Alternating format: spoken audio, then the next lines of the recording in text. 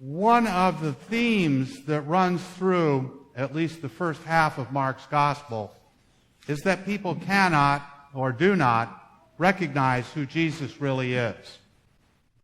The disciples, the crowds, the religious leaders of Israel, none of them seem to get it when they think about Jesus.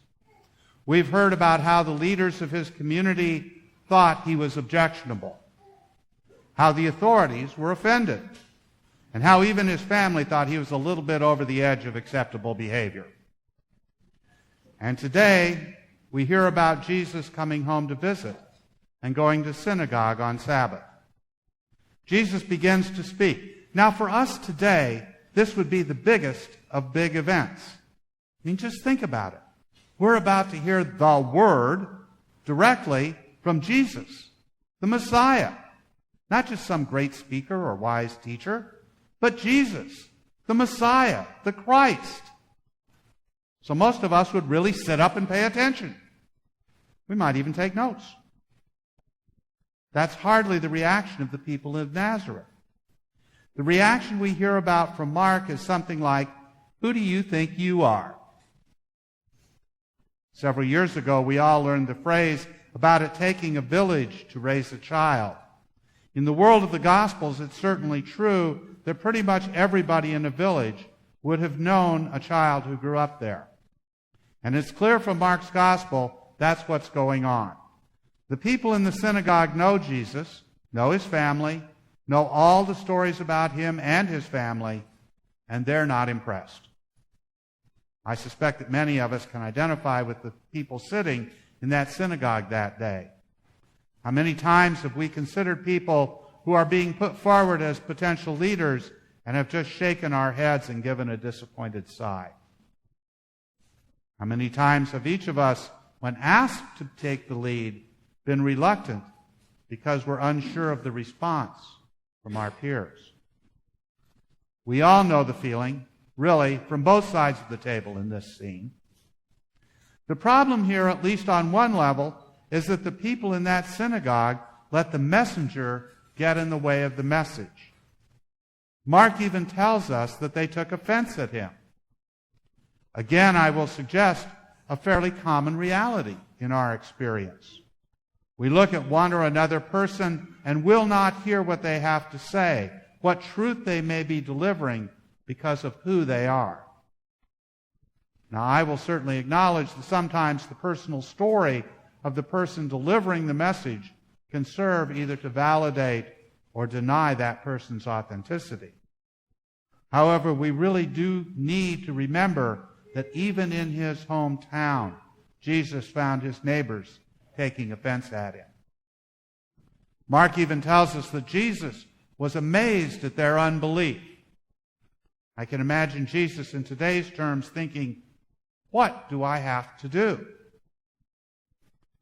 Then we get to what I think is one of the strangest statements in this part of Mark's gospel. Mark tells us that Jesus could do no deed of power there. What's that all about? This is Jesus, who has calmed the storm, who's healed people and cast out demons, and raised the daughter of Jairus, a leader of Israel. What could possibly be going on? I think this little phrase illustrates a profound truth that Mark has slipped into the narrative. He's reminding us that God's power, while always present, also depends on our faith, our openness to seeing God's hand in the world around us and in the events of our lives. Recall that when Jesus heals the woman with the hemorrhage, as we heard last week, he tells her that her faith has made her well. Jesus tells the people in the household of Jairus that they should not fear, only believe. Over and over, Jesus puts together the works of power that are reported with the faith or belief of the people involved. The equation ties directly to today's gospel. Jesus is amazed at the unbelief of the people in the synagogue at Nazareth, and that's tied to the reported failure to do works of great power. We believe in Jesus, to be sure. We know, after all, the end of the story and the developments over the last 2,000 years. But like those people who gathered in that small, out-of-the-way synagogue, we're also called to open our hearts and minds. It's all too possible for us to fall into the mindset of despair, to say, we cannot possibly accomplish that. We're too small, too disorganized. We're stretched too thin. We often look with envy at seemingly bigger, more powerful communities and try to imitate the outward traits that we see. We forget that Jesus calls us to have faith, to believe, and to accept that nothing will be impossible with God. So what happens then? Does Jesus give up? After all, this is his hometown, and they're clearly not following him. No. Instead, Jesus goes around the area, keeping faithful witness to his message. And then he sends his followers out to spread the word.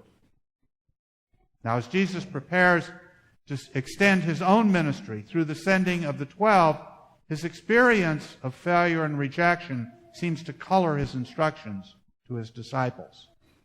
Along with telling them to cast out demons and heal the sick, he gives them a ritual for failure when their message is not received.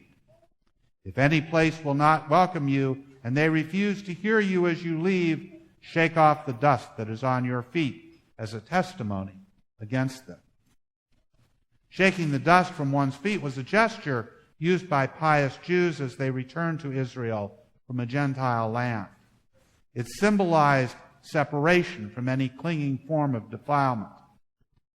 This ritual stands as a testimony before God that the townspeople have refused to hear God's word, something that the prophet Ezekiel was reminded of in our first lesson today. But it's not only what this ritual does to the townspeople, it's also what it does for the disciples. It helps them bring closure to a failed initiative and to move on from it.